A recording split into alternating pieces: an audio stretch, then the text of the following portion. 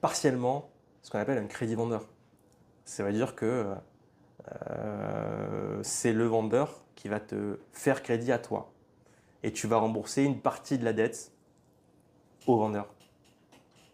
J'avais entendu la même. En fait, j'étais pas sûr si c'est quelque chose qui est faisable en France, mais j'avais entendu justement un podcast. Encore une fois, c'était un podcast d'un Américain qui fait de l'immobilier à volume extrême, et il y avait un jeune entrepreneur qui lui apprenait que, en fait, tu pouvais racheter une maison au particulier et en fait lui payer à la place de payer la banque, tu payes le particulier.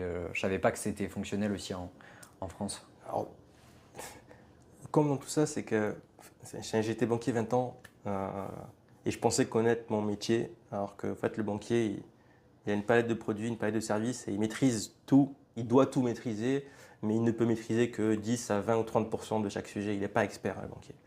Je suis devenu expert quand je me suis formé, que je suis sorti de mon métier et où j'ai appris, je suis allé au fond des sujets. Même si cette notion-là, je l'avais quand j'étais banquier, mais en fait, aujourd'hui, ça, je l'applique avec mes clients. D'accord. Là où je veux en venir, c'est qu'en termes patrimonial, il y a des tas de choses à faire.